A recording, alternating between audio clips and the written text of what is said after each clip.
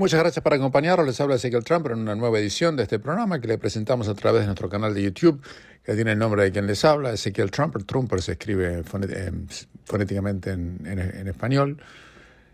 Y también por varias radios adheridas en Melbourne, en Sydney, en Auckland, en Bay of Plenty y demás.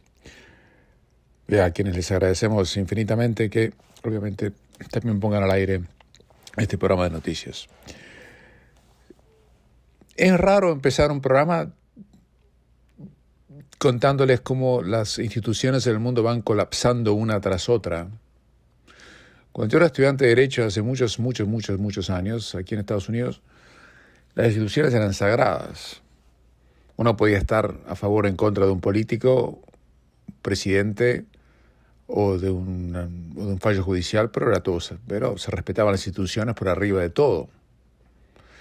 Incluso cuando el presidente Bush, el hijo, gana las elecciones de forma muy controvertida en el 2000, Al Gore, que tenía razón para hacer una apelación judicial hasta las últimas consecuencias, porque realmente no había perdido el estado de la Florida que le hubiera dado la presidencia, en el momento dado, al observar el fallo de la Corte Suprema, que fue bastante polémico en su momento, decide retirarse, pues él le prefiere darle la predominancia a las instituciones que a sus intereses personales y políticos, y se va.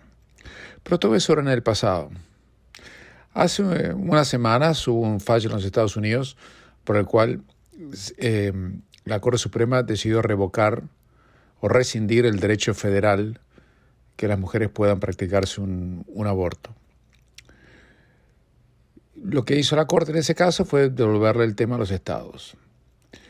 Eso motivó que el presidente de los Estados Unidos, Joe Biden, hace alrededor de un mes, diera conferencias de prensa fustigando, como si fuera un funcionario del gobierno kirchnerista argentino, los fallos de la Corte Suprema, y lo hizo en el extranjero. Eso ya de por sí fue un acto, desde el punto de vista institucional, barbárico, porque aún los gobiernos en otros países, como Australia, cuando el gobierno está en contra de un fallo, no lo dice públicamente. Dicen que hay que aceptar el fallo de la High Court y otra cosa. Pero acá no fue así. Y ahora lo mismo, mucho peor, ha ocurrido cuando de buenas a primeras el Departamento de Justicia, que es un departamento federal, instruye al FBI para que entre a la casa residencial del expresidente de los Estados Unidos, Donald Trump, y haga un allanamiento bastante poco específico de todo lo que hay adentro, alegando de que Trump aparentemente tiene información que es del gobierno y que no le pertenece a él personalmente. Eso fue un acto que ha escandalizado a muchos demócratas en Estados Unidos, no solamente a los republicanos, y al mundo, porque allanar la casa de un presidente que no está acusado además de ningún delito, por otro lado, es un acto que tiene un enorme tufillo de revanchismo político y una vendetta, y casi una persecución política, que uno sabe que puede ocurrir en varios países donde no se respeta la ley, pero nunca uno pensó que podía ocurrir en el país que prácticamente es uno de los pilares del sistema de derecho internacional y mundial. Pero es lo que está ocurriendo, a punto tal que todas las cadenas de televisión noticiosas, desde CNN a MSNBC, a Bloomberg, a la ABC norteamericana, a la NBC norteamericana y demás, celebran, como la llegada del hombre a la luna, que eso haya ocurrido, mientras otras empresas dicen que esto es un acto barbárico, que por un lado se investiga a Trump con un allanamiento judicial, nunca se investigó a Hillary Clinton o al propio hijo del presidente Biden, que está también sospechado de haber cometido delitos. Y sin embargo nunca le allanaron nada. Y la prensa no cubrió días antes de las elecciones que él realmente tenía una posición política y legal muy comprometida. Entonces el mundo está completamente dividido y ya no se respeta absolutamente nada. Estamos entrando en una era de la barbarie, en pocas palabras, y esto queda reflejado en cómo se maneja la política y la economía mundial. todo el mundo puede criticar la barbarie del presidente ruso, Putin, pero del otro lado no nos estamos comportando con el respeto a las instituciones y el respeto a la libertad de expresión y a la tolerancia como venía ocurriendo hasta hace poco. No. La gente ha tomado por hecho como un acto natural que haya democracia, libertad de expresión, tolerancia y demás, pero ya no es más así. Todo eso, la tolerancia, la libertad de expresión, el poder ir de un lado a otro sin restricciones y demás, no es un derecho divino, un derecho natural, sino un derecho que el hombre pudo conseguir después de siglos y siglos de lucha contra los líderes tiránicos y el despotismo. Se ganó con sangre, sudor y lágrimas. Y ahora lo estamos tirando a la basura de una manera que llama la atención. Trump dice que se quejó de que le habían prohibido volver a entrar a su casa, que queda en el complejo turístico de la Florida, en Palm Beach, Mar-a-Lago, un lugar, yo pasé no hace mucho por allí, un lugar residencial, y dijo que el FBI y la gente del gobierno federal no dejó que nadie, incluyendo a mis abogados, se acercara a las áreas que fueron hurgadas y revisadas durante el allanamiento de su casa. Y dijo que se pidió a todo el mundo que abandonara las instalaciones, querían que se les dejara solo sin testigos, que pudieran observar lo que estaban haciendo, tomando, no, esperemos que no, o plantando cosas. O sea, no le dejaron ni a los abogados del propio expresidente Trump, que está en campaña política porque aparentemente se va a presentar como candidato a las próximas elecciones, ojalá que no, pero bueno. Digo que no porque no me parece que eso sea bueno ni para él, ni para la finalización de la grieta que existe en Estados Unidos, que es tremenda. Y Trump dijo, ¿por qué fuertemente le insistieron que no haya nadie viéndolos, todos afuera?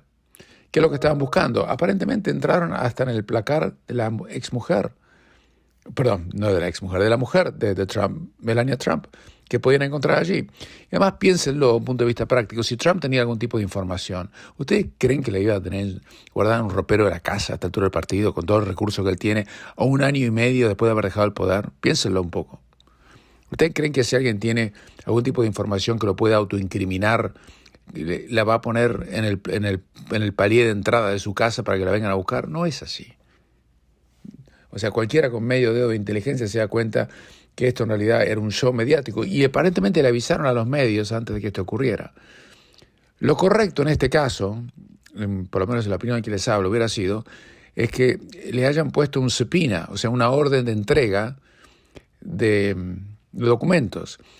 Usted, cuando tiene un juicio en Australia, Estados Unidos, es lo mismo. Puede hacer una subpoena donde tiene que decir, entregue tal cosa para tal fecha y tiene obligación legal de hacerlo, si no va a estar en desacato con la corte. Él era el presidente, o fue el presidente, tiene 76 años, y no tenían por qué hacer un allanamiento como si fuera un narco. Pero esto huele todo a tufillo político, huele a vendetta. Y aparentemente lo que estaban buscando es documentos con información clasificada que no debieron haber sido retirados de la Casa Blanca. Póngale que fue así. Pero era necesario hacer ese show mediático. O esto es una vendetta política, intimidación, tratar de inventarle algún cargo, porque no está procesado por nada, claro, para que no se pueda presentar a las elecciones en el 2024 porque tiene altos índices de popularidad. La Casa Blanca aseguró que el presidente Biden no estaba avisado del allanamiento y que se enteró por los diarios, cosa que es muy difícil de creer. En una rueda de prensa, su portavoz, la portavoz del presidente, una mujer de una inacabable mediocridad, según lo que he podido observar, Karine Jean-Pierre, dijo que no quiso dar detalles sobre una investigación que se está llevando a cabo y preguntada por las acusaciones de persecución política, respondió que Biden respeta el Estado de Derecho. ¿En serio respeta el Estado de Derecho cuando insulta a los jueces de la Corte Suprema porque no está de acuerdo con un fallo que promulgaron? Es difícil creerlo. Aparentemente el allanamiento fue ordenado por un juez de la Florida y un juez que aparentemente no, se sabe que había contribuido dinero personal para la campaña de Obama y de varios otros personajes del Partido Demócrata. O sea que era un juez politizado. Es una pena que esto ocurra en un lugar donde generalmente estas cosas no solían ocurrir. pero estamos viendo un deterioro total y absoluto de lo que eran las instituciones. Por otro lado, llama la atención ver el deterioro cognitivo cada vez más profundo del presidente Biden, y esto lo decimos con una tremenda pena, ¿no? Por más que uno esté a favor, en contra de esto o lo otro. La realidad es que lo vi a Biden extendiéndole la mano a Charles Schumer, que es uno de los líderes del Partido Demócrata en el Congreso. Schumer le dio la mano a otros más, y cuando volvió Biden le extendió la mano otra vez, pues se había olvidado que se le había dado. Eso se vio en las cámaras, no fue un invento mío ni de nadie, y uno se da cuenta que el hombre no está bien, a punto tal que todos los líderes del Partido Demócrata en Estados Unidos se están despegando de Biden, y cuando le preguntan, hasta Bernie Sanders, que es mayor que Biden de edad, le preguntan si quiere que Biden se presente como candidato a las próximas elecciones en el 2024, se rehúsan a contestar. Es una situación muy triste, y que, como Estados Unidos es la principal economía del mundo y un país líder en tal sentido, esto legitima los actos de muchos líderes de países bananeros a hacer lo mismo, aunque ya lo venían haciendo de antes. Pero ahora van a decir, venga, si lo pueden hacer en Estados Unidos, que se quejan si lo hacemos en Nicaragua, o en Colombia, o en donde fuese, o en la Argentina, ni hablar. De eso me ocupo en un ratito. Hacemos una pequeña pausa y continuamos. La histeria continúa. Hemos pasado del COVID a la viruela del mono. Mientras que el único país del mundo donde yo leo que el COVID sigue siendo un tema, leo porque claro, yo no entiendo mandarín, por supuesto, no leo los diarios chinos. En Australia, el diario Sydney Morning Herald inexplicablemente dice que no hay evidencia que lo peor del COVID ha pasado, cuando en realidad se sabe que sí, que lo peor ya ha pasado, porque la vacuna ha hecho que prácticamente la tasa de mortalidad sea ínfima. Y ponen en la tapa del diario que un tal investigador desconocido de la Universidad de Sydney dice que es tonto pensar que la evolución del virus ya ha parado y que no hay ninguna evidencia científica para decir que lo peor ya pasó. Toda la predicción que hemos hecho acerca de la evolución de este virus ha sido equivocada. Nos ha engañado cada vez. Sin embargo, epidemiólogos y gente más seria que este chanta dice que él está muy confiado que Australia ya ha pasado el pic del Omicron y que los casos bajaron de tanto a tanto, casi 50.000 a fin de julio, 27.000 en el día de ayer o anteayer. Pero lo interesante de esto es que creo que es el único país del mundo donde sí se siguen contando el número de casos. O sea, no tiene importancia si uno tiene COVID o no. ¿Me entiende lo que le digo? No tiene importancia. Es una enfermedad más. Si usted está vacunado no tiene ni que preocuparse. Prácticamente. Pero claro, un pueblo asustado, un pueblo sumiso. Pero eso en Australia, donde sigue después de haber hecho las locuras que hicieron, hoy no va. ¿Saben? Uno de los problemas que tiene Australia hoy es que casi no tienen turismo, no quiere ir nadie. Está la reputación desastrosa que supieron conseguir con las provisiones de viaje, las provisiones para pasar de una provincia a otra, que la gente no va. El turismo ha bajado de una manera estrepitosa. Además de que el precio de los pasajes es tremendamente alto, ¿no? Pero usted fíjese que ahora empiezan a asustar con la viruela del mono. Y se corre que viene otra pandemia. Y la Organización Mundial de la Salud, como le decía hace unos días, ha declarado una emergencia internacional. Y dicen que hubo 2 casos de viruela del mono en chicos. Entonces la gente tiene miedo a mandar al chico al colegio a lo mejor porque a lo mejor se agarran la viruela del mono. Pero todo esto es mentira. No es que sea mentira lo de los 2 chicos. Sí pasó, pero es muy raro que ocurra. La realidad es que, igual que el COVID, la viruela del mono no es una amenaza indiscriminada y letal a todos los seres humanos. Eso provocó terror en la humanidad, completamente infundado. Destruyó la economía. Recién estamos en una crisis económica porque no pudimos recuperar todavía de la plata que tuvimos que imprimir para poder salir de donde estábamos y que hoy tenemos que pagar y no tenemos cómo.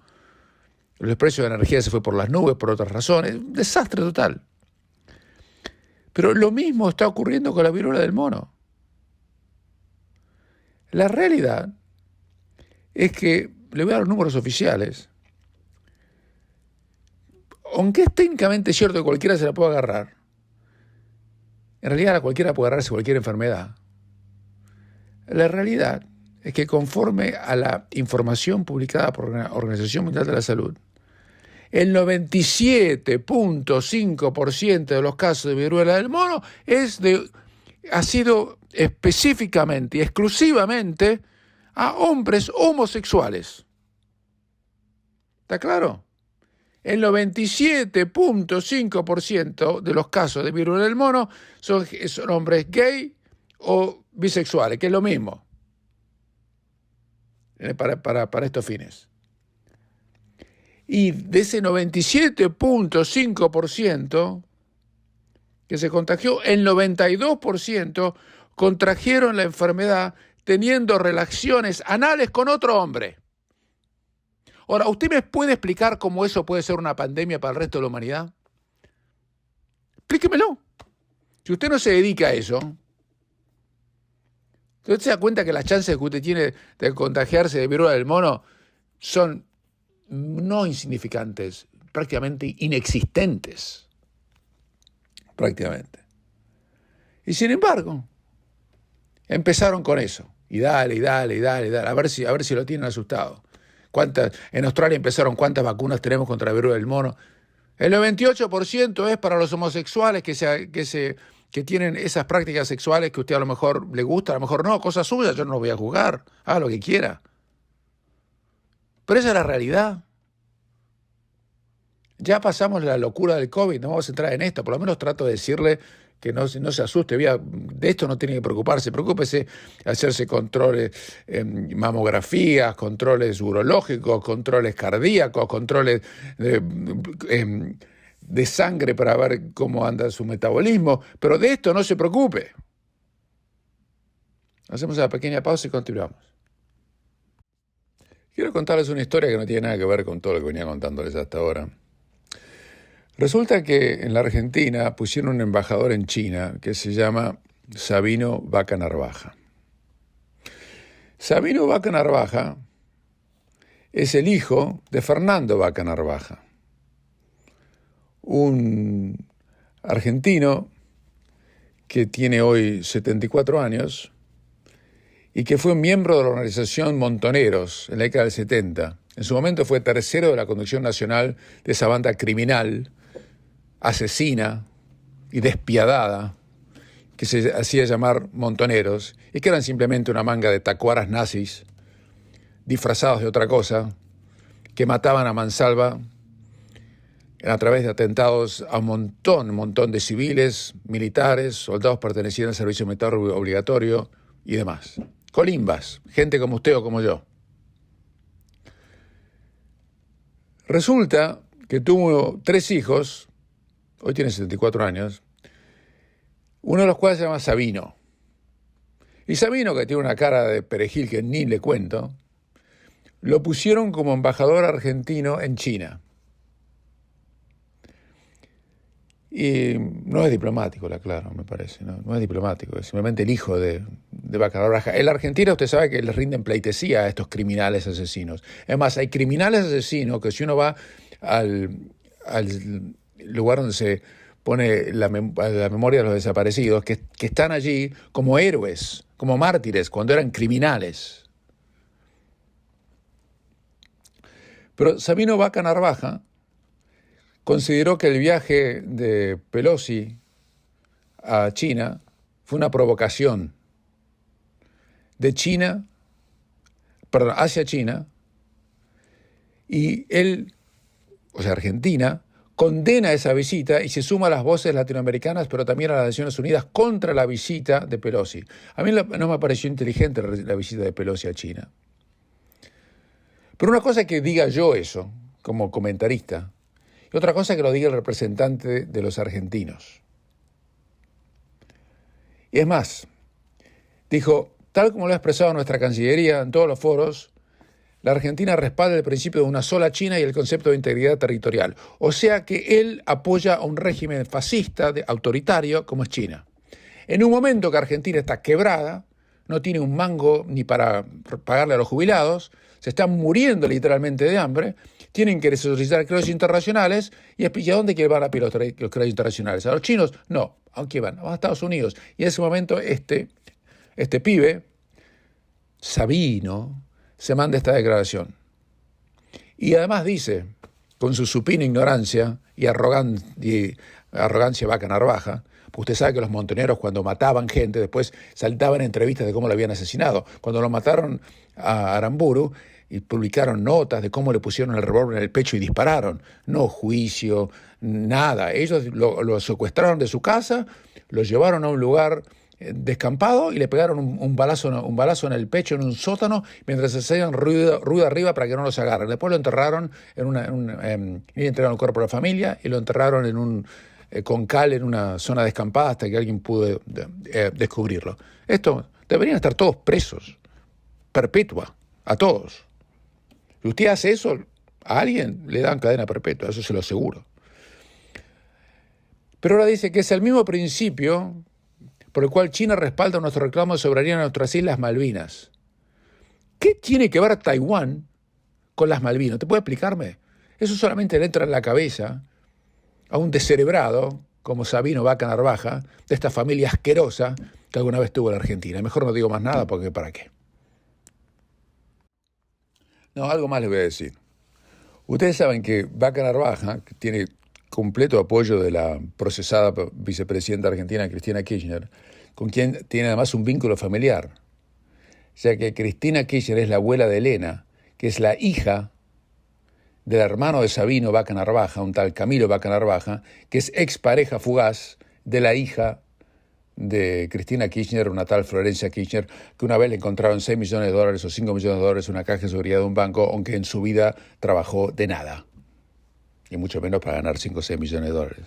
Así que déjeme, dio un elogio efusivo en su momento al dictador chino y dijo que sin el Partido Comunista no habría una nueva China. No, es impresentable. Muchos dicen, la Argentina dicen que en realidad no es embajador argentino en China, sino el representante chino en la Argentina. Seguramente será así. Lo hará gratis, no tengo la menor idea. Usted saque sus propias conclusiones. Cambiando de tema, explotó la interna en uno de los más importantes clubes de fútbol del mundo, que es el Manchester United. Hay un enojo total del plantel con Ronaldo. Perdieron el fin de semana pasado 2-1 contra el Brighton. Jugaron horrible, como jugaron toda la temporada pasada. Y el tema que dicen que según publica el diario The Sun de Inglaterra, gran parte del plantel no soporta las actitudes de vedette de Ronaldo y verían con buenos ojos su salida del club. Y dijeron, estamos hartos, los jugadores del Manchester United cada vez están más molestos por las payasadas de Cristiano Ronaldo. El diario inglés también se hizo eco con una fuente que sostuvo que están realmente empezando a molestar a muchos jugadores ahora. Dice que tiene sus aliados en el vestuario, pero muchos están hartos de cómo se están haciendo las cosas. Todo comenzó la temporada pasada cuando United finalizó en la 6ª colocación, lo que los dejó afuera de la Champions. Y aparentemente Ronaldo considera que había un pacto de caballeros con los dirigentes quienes les iban a permitir una fácil salida del club en caso de no poder clasificarse para la Champions, que no se clasificaron.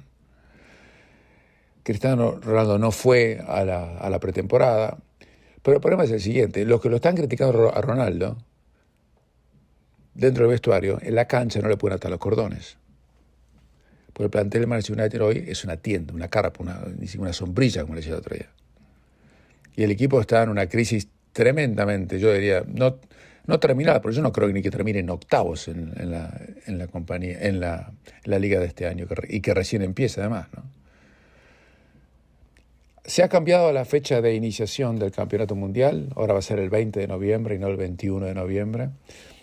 Iba a empezar el campeonato con el partido entre Holanda o Países Bajos y Senegal, y ahora va a empezar un día antes con el partido, va a ser un domingo, entre Qatar y Ecuador.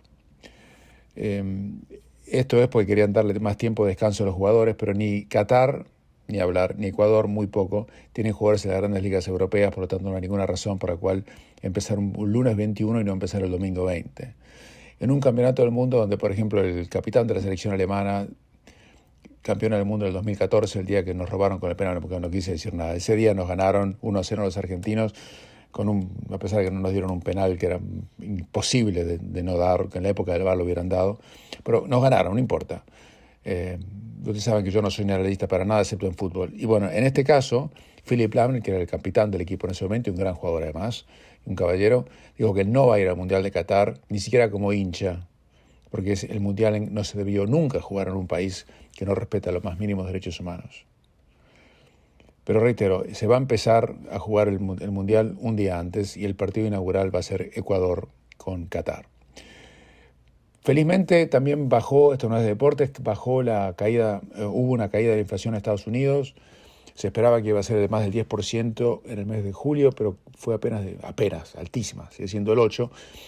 Pero 8.5, pero la tendencia es que está bajando. Eso significa que las tasas de interés quizás no tengan que subirse tanto como se pensó en su momento, y eso va a tener repercusiones realmente muy importantes en el resto del planeta, porque no va a ser necesario subir las tasas tanto. Si usted tiene una alta deuda hipotecaria, quizás tenga una mínima luz de esperanza, que tenga que pagar menos por intereses en los próximos meses de lo que se suponía. Pero todavía falta. Les habló Ezequiel Trumper. Será hasta la próxima.